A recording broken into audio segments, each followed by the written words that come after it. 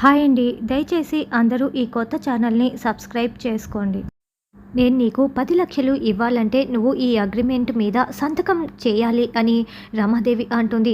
మీరు వెనక ముందు ఆలోచించకుండా మా అమ్మ ఆపరేషన్ కోసం 10,00,000 డబ్బులు ఇస్తున్నారు. ఇందులో ఏమున్నా పర్వాలేదమ్మా, నేను సంతకం చేస్తాను అని చామంతి అంటుంది. కాదు, నువ్వు అందులో ఏముందో చదవాలి చామంతి, చదవాలి అని రమాదేవి అంటుంది. చంద్రిక ఇదంతా చాట్ నుంచి గమనించుకుంటూ చాలా చాలా ఏడుస్తూ బాధపడుతూ ఉంటుంది. అప్పుడే చామంతి ఆ అగ్రిమెంట్ పేపర్స్ని చదివి కళ్ళ నిండా కన్నీళ్లు పెట్టుకొని మాట్లాడకుండా ఏడుస్తూ సంతకం పెడుతుంది. గతంలో చంద్రిక కూడా చామంతిలాగే అగ్రిమెంట్ పేపర్స్పై సంతకం చేసి ఉంటుంది. ఇది మనకి చూపిస్తూ ఉంటారు. అలా సంతకం చేసిన తర్వాత ఆ అగ్రిమెంట్ పేపర్స్ని చామంతి రమాదేవి చేతికి ఇవ్వటంతో 10,00,000 డబ్బులు ఇస్తుంది. చామంతి డబ్బులు తీసుకొని వెళ్ళిపోతుంది. చంద్రిక ఇలా రా అని చామంతి వెళ్ళగానే రమాదేవి అరుస్తూ పిలవటంతో చంద్రిక ఏడుస్తూ వచ్చి చూస్తూ ఉంటుంది. గతంలో ఇది నువ్వు రాసిన లెటర్, ఇప్పుడు చామంతి చేసిన అగ్రిమెంట్, రెండిటికి చాలా దగ్గర పోలికలు ఉన్నాయి కదా, ఏంటో మీ వాళ్ళందరూ వచ్చి నా దగ్గరే చేరుతున్నారు, వెళ్ళు అని రమాదేవి అంటుంది. కానీ ఆ అగ్రిమెంట్ పేపర్స్లో ఏముంది అన్నది మనకు చూపించరు. నా భార్యని కాపాడుకోగలనో లేదోనని రామచంద్రయ్య బాధపడుతూ ఉంటే, ఏం కాదు, ఆపరేషన్ చేస్తారు, ఆంటీ కోలుకుంటారు, మీరు ధైర్యంగా ఉండండి అని ప్రేమ్ నచ్చ చెప్తూ ఉంటాడు. అప్పుడే చామంతి పరిగెత్తుకుంటూ వస్తుంది. అమ్మ చామంతి, ఏమైందమ్మా అని రామచంద్రయ్య అడగటంతో, నాన్న డబ్బులు తీసుకొచ్చాను, వెళ్ళి కట్టండి నాన్న అని చామ్ అనడంతో, అదేంటమ్మా, ఎక్కడి నుంచి వచ్చాయి ఇన్ని డబ్బులు, ఎవరిచ్చారు అని ప్రేమ్ రామచంద్రయ్య ఇద్దరు నిలదీస్తూ ఉంటారు.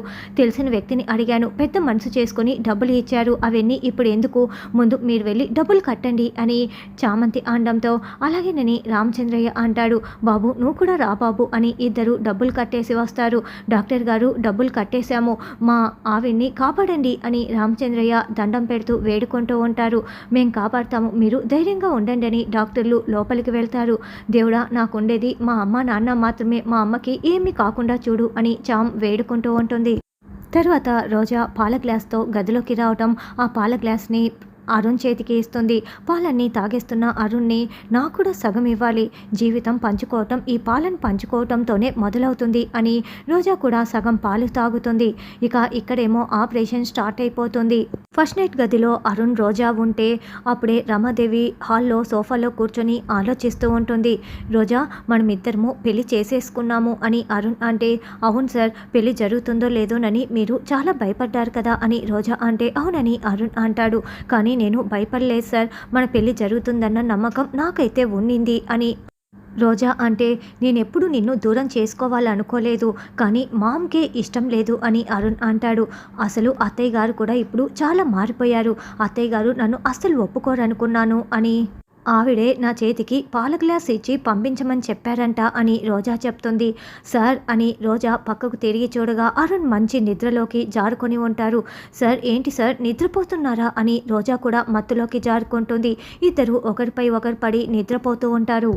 రోజా అరుణ్ నిద్రపోయేలాగా రమాదేవి ఆ పాలలో మత్తు ట్యాబ్లెట్లని కలిపి ఉంటుంది.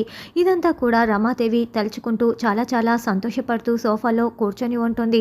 తర్వాత ఆపరేషన్ పూర్తి చేసుకుని డాక్టర్ బయటికి రాగానే, ఎలా ఉంది డాక్టర్ గారు అని అందరూ అడుగుతూ ప్రశ్నిస్తూ ఉంటారు. ఆపరేషన్ అయితే పూర్తయిపోయింది, 48 గంటలు గడిస్తే కానీ ఏమైంది చెప్పలేమని డాక్టర్ వెళ్తారు.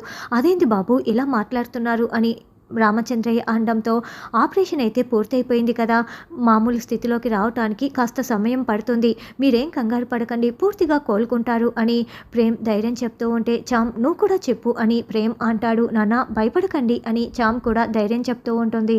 తెల్లవారగానే ఇంకా అరుణ్ నిద్రపోతూ ఉంటే రోజాకి మెలకువ వస్తుంది. అదేంటి, మా ఫస్ట్ నైట్ జరగలేదా, అసలు రాత్రి ఏం జరిగింది అని జరిగిన సంఘటన గుర్తు చేసుకుంటుంది. పాలు తాగగానే మేమిద్దరము నిద్రపోయామా, ఇంత మత్తుగా నిద్రపోయామా, ఆ చామంతియే కదా నాకు పాలు తీసుకువచ్చింది, నన్ను నాశనం చేయటానికే అది ఇలా చేసింది, దాని సంగతి చెప్తాను అని రోజా చాలా కోపంగా బయటికి రాగానే దీక్ష భ్రమర ఇదంతా చాటుగా గమనించుకుంటూ ఉంటారు. కట్టిన చీర కట్టినట్లే ఉంది, పూలు కూడా చెదిరిపోలేదు అని అనుకుంటూ రోజా వెళ్తూ ఉంటే గమనించుకుంటూ ఉంటారు. గార్డెన్లో చామ్ మొక్కలకి నీళ్లు పోస్తూ ఉంటే వెంటనే రోజా వచ్చి చామ్ చెంప పగలగొడుతుంది. ఏంటి, నన్నెందుకు కొట్టావు అని చామ్ నిలదీస్తూ ఉంటే, నువ్వు పాలలో నిద్ర మాత్రలు కలిపి మా ఫస్ట్ నైట్ చెడగొడతావా అని రోజా నిలదీస్తూ ఉంటే, నాకు అంతకర్మ ఎందుకు పడుతుంది, అమ్మగారు ఇవ్వమన్నాను, నేను పాలిచ్చాను, నేనేమీ చేయలేదు అని చామంతి చెప్తుంది.